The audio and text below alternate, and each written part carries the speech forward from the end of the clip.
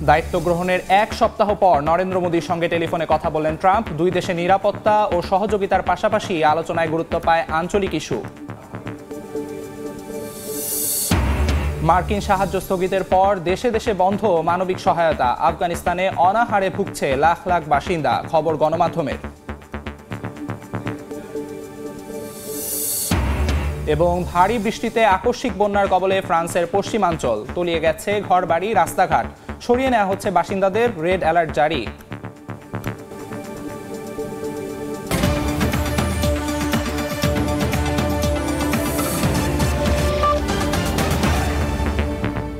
আন্তর্জাতিক সময়ের সঙ্গে আছি আমি আমিরুল ইসলাম আলিফ। ভারতের দিল্লির বিধানসভা নির্বাচনে বিজেপি জয় পেলে 2 বছরের মধ্যে অবৈধভাবে বসবাস করা বাংলাদেশিদের বিতাড়িত করার ঘোষণা দিয়েছেন কেন্দ্রীয় স্বরাষ্ট্রমন্ত্রী অমিত শাহ।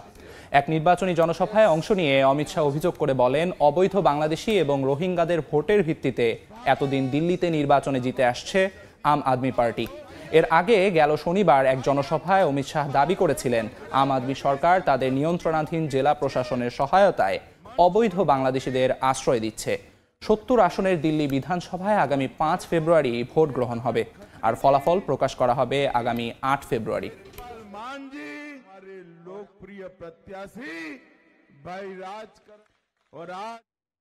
যুক্তরাষ্ট্রের প্রেসিডেন্ট হিসেবে দায়িত্ব নেয়ার এক সপ্তাহ পর ভারতের প্রধানমন্ত্রী মোদীর সঙ্গে ফোন আলাপ করেছেন ডোনাল্ড ট্রাম্প। ভারতীয় গণমাধ্যম বলছে, সোমবার দুই নেতার মধ্যে এই ফোন আলাপ হয়। বিভিন্ন ইস্যুতে কথা বলেন তারা। দ্বিতীয় মেয়াদে প্রেসিডেন্টের দায়িত্ব গ্রহণ করায় ট্রাম্পকে অভিনন্দন জানান মোদী। দুই দেশের মানুষের কল্যাণের পাশাপাশি বিশ্ব শান্তি, সমৃদ্ধি ও নিরাপত্তা ইস্যুতে ওয়াশিংটন ও নয়াদিল্লি একসঙ্গে কাজ করবে বলে একমত হন তারা। এর আগে গেল নভেম্বরে নির্বাচনে জয়ের পর ট্রাম্পের সঙ্গে ফোন আলাপ করেছিলেন Modi. More than $3 billion of advanced American military equipment, including Apache and MH-60 Romeo front terrorists. ট্রাম্পের শুল্ক আরোপের কড়া হুঁশিয়ারির পর নিজেদের সিদ্ধান্ত বদলে সামরিক বিমানেই অভিবাসীদের গ্রহণে রাজি হয়েছে কলম্বিয়া প্রশাসন। এরপরই শুল্ক আরোপের নির্দেশনা প্রত্যাহারের ঘোষণা দিয়েছে হোয়াইট হাউস। এদিকে ট্রাম্পের গণপ্রত্যাবাসন কর্মসূচি উপলক্ষে উদ্বেগে আছেন পোর্টল্যান্ড ও ওরেগন, ওহাইওর অভিবাসীরা। তাদের সমর্থনে এগিয়ে এসেছে বিভিন্ন স্বেচ্ছাসেবী সংস্থা এবং গির্জা কর্তৃপক্ষ। যুক্তরাষ্ট্রে পুরোদমে বাস্তবায়নের পথে ট্রাম্পের গণপ্রত্যাবাসন কর্মসূচি। হোয়াইট হাউসে ফেরার এক সপ্তাহের মধ্যেই তিনি নিজ দেশে ফেরত পাঠিয়েছেন শত শত অভিবাসীকে। যদিও তার সহযোগিতায় এগিয়ে আসছে না অভিবাসীদের গ্রহণকারী কিছু দেশ। রোববার মার্কিন সামরিক বিমানে পাঠানো কলম্বিয় অভিবাসীদের গ্রহণে অস্বীকৃতি জানায় দেশটির প্রশাসন। তাদের দাবি, অপরাধীদের মতো সামরিক বিমানে নাগরিকদের ফেরত পাঠালে তাদের গ্রহণ করবে না কলম্বিয়া সরকার। তবে তাদের এই সিদ্ধান্তের পর ট্রাম্পের দিক থেকেও আসে শুল্ক আরোপ কঠোর হুঁশিয়ারি। প্রাথমিকভাবে এই হুমকিকে আমলে না নিলেও কিছু সময়ের মধ্যে সিদ্ধান্ত বদল করে দেশটির প্রশাসন। হোয়াইট হাউস এবং কলম্বিয়ার পররাষ্ট্র মন্ত্রণালয় জানায়, অভিবাসীদের বিষয়ে সমঝোতায় পৌঁছেছে দুই পক্ষ। এতে বাণিজ্য যুদ্ধের দ্বারপ্রান্ত থেকে সরে এলো দেশ দুটি। তবে ওয়াশিংটনের এই পদক্ষেপ ভবিষ্যতে অন্যান্য দেশের জন্য সাবধানবাণী হিসেবে কাজ করবে বলে মনে করছেন বিশ্লেষকরা।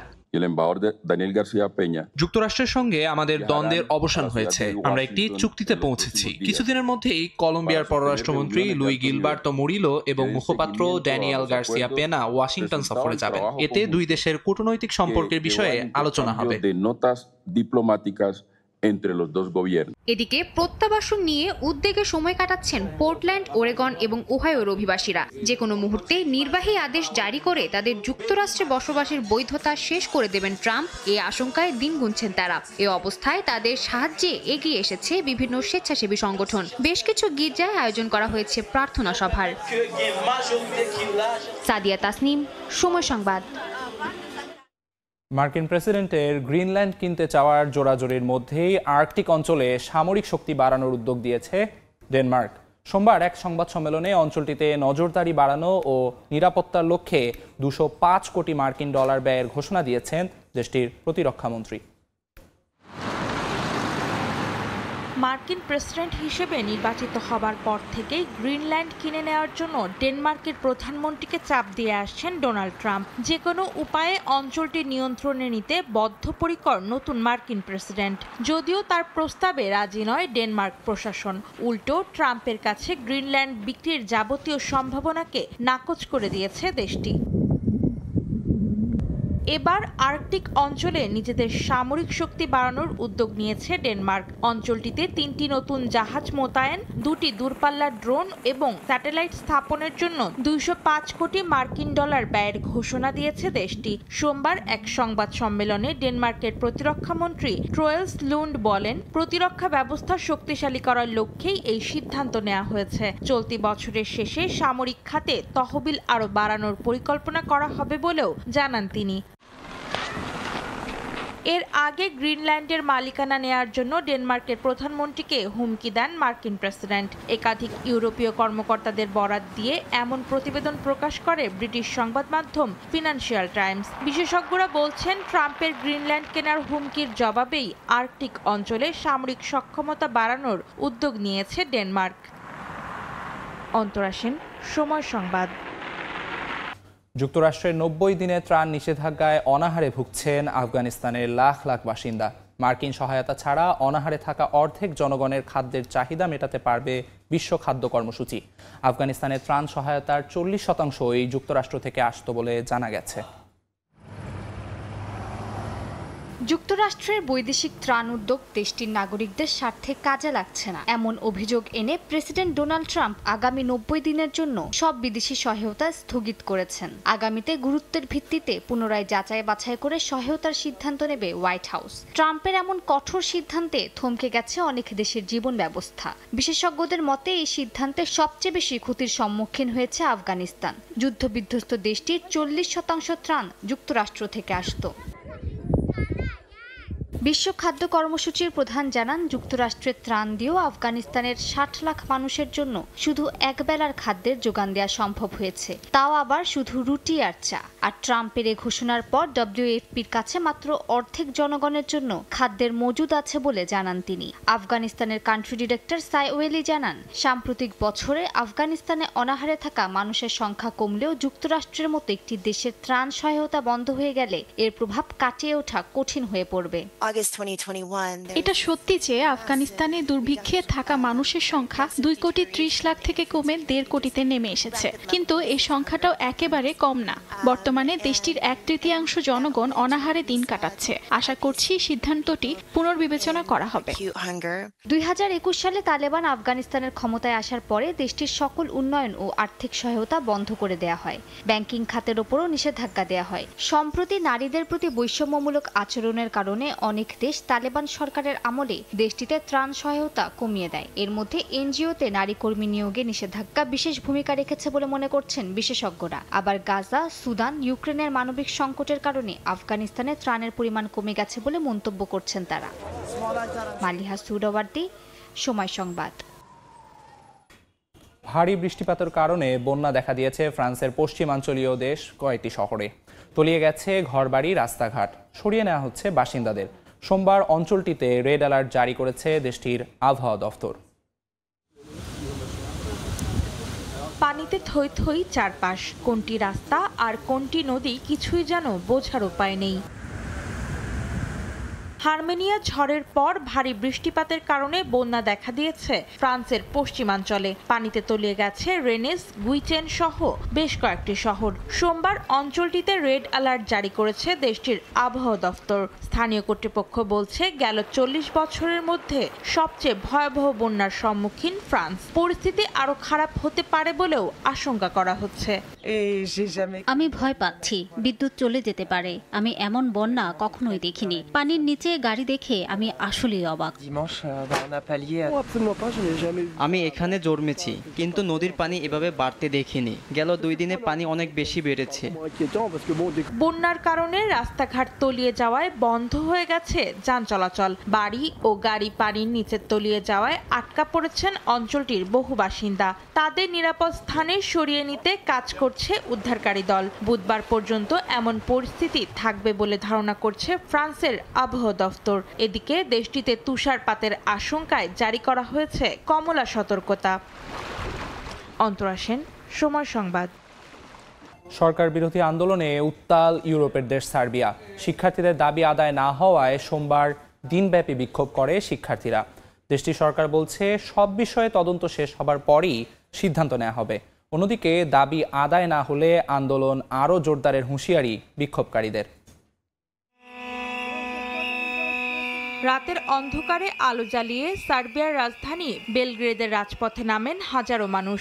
সরকারের দুর্নীতি ও অনিয়মের বিরুদ্ধে স্লোগান দেন তারা। সোমবার দিনব্যাপী রাস্তা অবরোধ করে প্রতিবাদ জানায় বিক্ষুব্ধ শিক্ষার্থীরা। তাদের দাবি পূরণ না হয় আবারও রাস্তায় নামতে বাধ্য হয়েছেন বলে জানান বিক্ষোভকারীরা। আপনি যখন আপনার ঘর পরিষ্কার করতে যাবেন, প্রথমে এটি অগোছালো হবে, তবে পরে আপনি ঠিকই গুছিয়ে ফেলবেন। এই বিষয়টিও তেমন। আমরা সামনের চ্যালেঞ্জের জন্য প্রস্তুত আছি। গেল বছরের নভেম্বরে সার্বিয়ার নোভি সাদ শহরে রেল স্টেশনের ছাদ ধসে 14 জন প্রাণ হারান। সে সময় ক্ষোভে ফেটে পড়েন দেশটির সাধারণ মানুষ। শিক্ষার্থীদের নেতৃত্বে হাজারো মানুষ বেলগ্রেদের রাস্তায় নামে সরকারের দুর্নীতি ও স্বজনপ্রীতির বিরুদ্ধে আন্দোলন করতে, যা এখনো অব্যাহত রয়েছে। দাবি পূরণ না হলে আন্দোলন আরো জোরদার হবে বলে হুঁশিয়ারি দিয়েছেন আন্দোলনরত শিক্ষার্থীরা। তবে দেশটির সরকার বলছে তদন্ত শেষ হবার পরই সিদ্ধান্ত নেওয়া হবে। অন্তরা সেন, সময় সংবাদ। জার্মানিতে পরিবহন ধর্মঘটের ডাক দিয়েছে বার্লিনের গণপরিবহন কর্মীরা।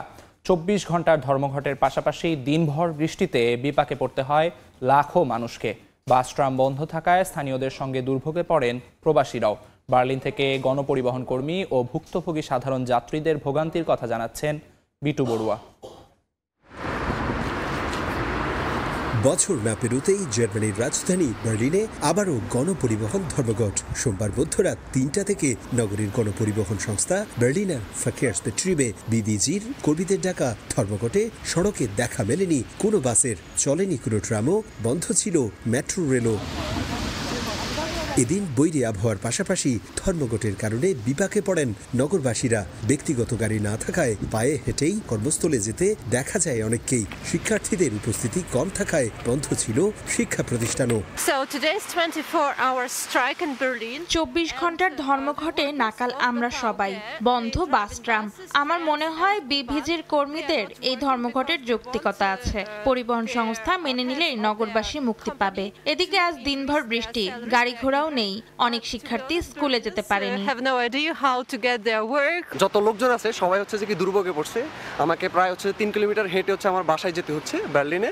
ধর্মঘট ডাকা পরিবহন কর্মীদের দাবি মাসিক মূল বেতনের সঙ্গে বাড়তি 750 ইউরো, এছাড়া শিফটিং ভাতা, বড়দিনের বোনাস ও উন্নত কর্ম পরিবেশেরও দাবি জানানো হয়।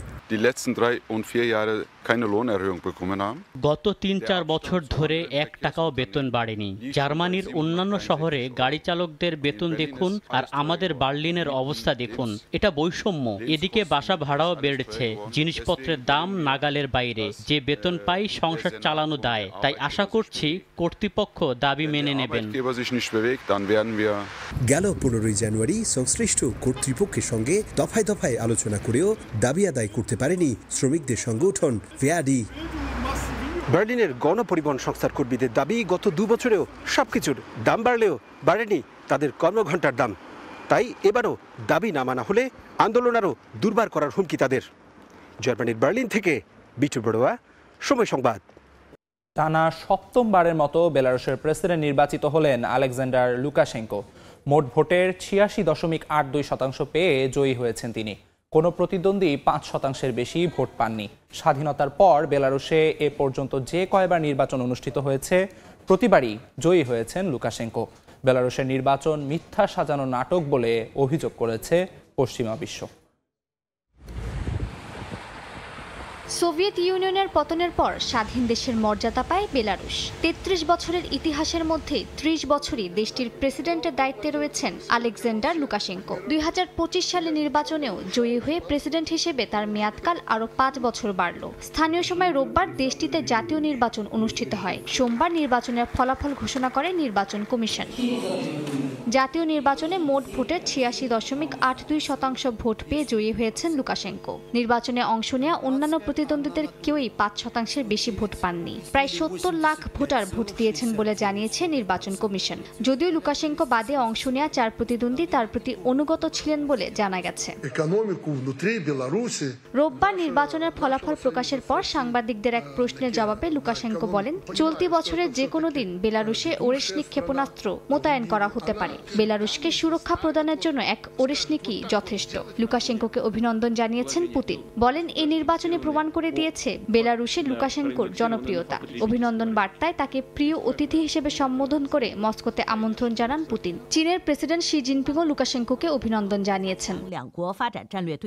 পশ্চিমা গণমাধ্যম বেলারুশের নবনির্বাচিত প্রেসিডেন্ট লুকাশেঙ্কোকে ইউরোপের সর্বশেষ স্বৈরাচার বলে সম্বোধন করছে। বেলারুশের নির্বাচন মিথ্যা সাজানো নাটক বলে অভিযোগ পশ্চিমা বিশ্বের। জার্মানির পররাষ্ট্রমন্ত্রী অ্যানালেনা বারবোক বলেন, লুকাশেঙ্কোর এই জয় স্বাধীনতাকামীদের জন্য একটা বড় দুঃসংবাদ। অন্যদিকে পোল্যান্ডের পররাষ্ট্রমন্ত্রী রোদাসলো সিকোরস্কি নির্বাচন নিয়ে মজা করে প্রশ্ন করেন, ৮৬.৮% বাইরে যারা ভোট দেননি তাদের কি কারাগারে পাঠানো হবে? গেল নির্বাচনে কারচুপির অভিযোগে রাজপথে বিক্ষোভ করা প্রায় ১,০০০ নাগরিককে গ্রেফতার করা হয়। এ নিয়ে রোববার লুকাশেঙ্কোকে প্রশ্ন করা হলে তিনি জানান, তারা স্বেচ্ছায় তাদের ভাগ্য বেছে নিয়েছেন। মালিহা সুহরাওয়ার্দী, সময় সংবাদ। যানজট বেড়েছে সংযুক্ত আরব আমিরাতের দুবাইয়ে। নতুন মহাসড়ক ও ফ্লাইওভার তৈরি করেও সামলানো যাচ্ছে না মাত্রাতিরিক্ত গাড়ির চাপ। সৌন্দর্য ও চাকচিক্যে মুগ্ধ হয়ে প্রতিনিয়তই অন্যান্য দেশ এবং শহর থেকে বসবাসের উদ্দেশ্যে মানুষ ভিড় করছে শহরটিতে। সেই সঙ্গে বেড়েছে আবাসন ব্যয়ও। সৌন্দর্য, চাকচিক্য ও বিলাসী জীবনযাপনের জন্য পরিচিত সংযুক্ত আরব আমিরাতের দুবাই শহর। প্রতিনিয়তই বিশ্বের বিভিন্ন দেশ ও শহর থেকে দুবাইয়ে ভিড় করেন বহু মানুষ। ঘোরার উদ্দেশ্যে অনেকে গেলেও কেউ কেউ শহরটিকে বেছে নেন বসবাসের জন্য। দিনে দিনে বাড়ছে এই সংখ্যা। গত 5 বছরে দুবাইয়ের বাইরে থেকে আসা মানুষের চাপে দেখা দিয়েছে বেশ কিছু সমস্যাও। শহরটির বাসিন্দাদের গাড়ির ওপর অতিমাত্রায় নির্ভরতার কারণে বাড়ছে গাড়ির সংখ্যা। এতে করে বেড়ে গেছে যানজট। আমরা দেখতে পাচ্ছি এখানে অতিমাত্রায় গাড়ির উপর নির্ভরতা। সংযুক্ত আরব আমিরাতের 1000 লোকের উপর করা সাম্প্রতিক এক গবেষণায় দেখা গেছে 83% মানুষ প্রতিদিনের চলাচলের জন্য গাড়ির উপর নির্ভরশীল। যানজট কমানোর জন্য শহরটিতে নতুন রাস্তা ও ফ্লাইওভার নির্মাণ অব্যাহত আছে। তবুও সামলানো যাচ্ছে না গাড়ির চাপ। সারা বিশ্বে গত 2 বছরে নিবন্ধিত গাড়ির সংখ্যা বেড়েছে 4%। দুবাইয়ের সড়ক ও পরিবহন কর্তৃপক্ষ জানায় একই সময়ে শহরটিতে গাড়ির সংখ্যা বেড়েছে 10%। এমনকি মাত্রাতিরিক্ত গাড়ির জন্য শহরটিতে গাড়ির লাইসেন্স প্লেটের নম্বরও বড় করতে হয়েছে। পাল্লা দিয়ে বাড়ছে শহরটির আবাসন ব্যয়ও। ভবন নির্মাণ বাড়লেও আবাসন ব্যয়ের লাগাম টেনে ধরা যাচ্ছে না শহরটিতে। কাকুলি আখতার, সময় সংবাদ। বসন্ত উৎসবের ছুটির মৌসুমের কথা মাথায় রেখে চীনে শুরু হয়েছে রেলওয়ে ব্রিজ মেরামতের কাজ। জীবনের ঝুঁকি নিয়ে উঁচু ব্রিজে উঠে যাত্রীদের নিরাপত্তা নিশ্চিতে নিরলস কাজ করে যাচ্ছেন কর্মীরা। বিপজ্জনক কাজ হলেও সাধারণ মানুষের জীবন নিরাপদে রাখতে পেরে খুশি তারা। সারিবদ্ধভাবে জীবনের ঝুঁকি নিয়ে উঁচু উঁচু ইমারতে উঠছেন নিরাপত্তা কর্মীরা। জীবন বাজি রেখে সাধারণ যাত্রীদের নিরাপত্তা নিশ্চিত করাই তাদের উদ্দেশ্য। 14 জানুয়ারিতে শুরু হওয়া ছুটির মৌসুমে চীনের দ্রুত গতির ট্রেনের নিরাপত্তা নিশ্চিতে শুরু হয়েছে রেলওয়ে ব্রিজ মেরামতের কাজ। এতে অংশ নিয়েছেন শত শত রক্ষণাবেক্ষণ কর্মী। প্রতি বছর বসন্তকাল জুড়ে চীনে উৎসব মুখর পরিবেশ বিরাজ করে। বিভিন্ন জায়গায় নামে দর্শনার্থীদের ঢল। এবছরও তার ব্যতিক্রম ঘটছে না। রেল কর্তৃপক্ষের ধারণা, এবছরও দেশ জুড়ে প্রায় 900 কোটি মানুষ ট্রেনে ভ্রমণ করতে যাচ্ছেন। আর এই চাপ সামলাতেই নতুন করে রক্ষণাবেক্ষণের কাজ শুরু করেছে কর্তৃপক্ষ। প্রতিদিন হাজারো মানুষকে এই দ্রুতগতির ট্রেন নিরাপদে ব্যবহার করতে দেখে আমরা আনন্দিত। আমরা চেষ্টা করি কোনো ধরনের ভুল ত্রুটি ছাড়াই আমাদের কাজ সম্পন্ন করতে। চীনের বিশেষত্ব আমাদের এই দ্রুতগতির ট্রেন। এর কল্যাণে আমরা আমাদের সময় উৎসর্গ করে দিয়েছি। এতে আমরা আনন্দিত। 721 মিটার লম্বা এই ব্রিজটি চীনের পূর্বাঞ্চলের উন্নত এলাকাগুলোকে দক্ষিণ পশ্চিমাঞ্চলের কম উন্নত এলাকাগুলোর সঙ্গে সংযুক্ত করে। ছুটির সময় এটি দেশটির অন্যতম ব্যস্ত একটি রেলওয়ে ব্রিজে পরিণত হয়। তাই 29 জানুয়ারিতে চীনে বসন্ত উৎসবের ছুটি শুরুর আগে ব্রিজের ছোট বড় মেরামতের কাজ সেরে নেওয়া হচ্ছে। সাদিয়া তাসনিম, সময় সংবাদ। চীনের বিভিন্ন শহরে স্প্রিং ফেস্টিভ্যাল বা চীনা নববর্ষ উপলক্ষে চলছে শেষ মুহূর্তের প্রস্তুতি। পর্যটক ও দর্শনার্থীদেরকে বিশেষ দিনটিতে আনন্দময় অভিজ্ঞতা দিতে কোনো কমতি রাখছেন না আয়োজকরা। রঙিন সাজে সাজানো হয়েছে অনেক শহর। এ যেন আলোকিত লণ্ঠনের মেলা। রঙিন আলো জ্বলজ্বল করছে শহর জুড়ে। বাড়িঘর থেকে শুরু করে দোকানপাট সবই আলোকসজ্জায় পরিপূর্ণ। চীনের দক্ষিণাঞ্চলের কিয়াংশু প্রদেশের উক্সি শহর উৎসবের আলোয় আলোকিত করা হয়েছে। চীনা নববর্ষকে ঘিরে দেশ জুড়ে করা হয়েছে নানা ধরনের ভিন্ন ধর্মীয় আয়োজন। ঐতিহ্য ও ইতিহাসের সঙ্গে তাল মিলিয়ে বিশেষ সাংস্কৃতিক অনুষ্ঠানও থাকছে। সাপের বছরকে কেন্দ্র করে দোকানপাটে আনা হয়েছে নতুন নতুন চমকপ্রদ পণ্য সামগ্রী। দর্শনার্থীরা ব্যস্ত অভিজ্ঞতা নিতে। আমরা বসন্ত উৎসবের প্রস্তুতি নিচ্ছি। লণ্ঠন, রঙিন বাতি, অন্যান্য উপকরণ দিয়ে শহর সাজানো শুরু করেছি। আমরা সব জায়গায় লণ্ঠন লাগিয়েছি, শহরের গাছগুলোতে রঙিন আলো লাগিয়েছি। সবার ভিতরে একটা উৎসবের আমেজ দেখা যাচ্ছে।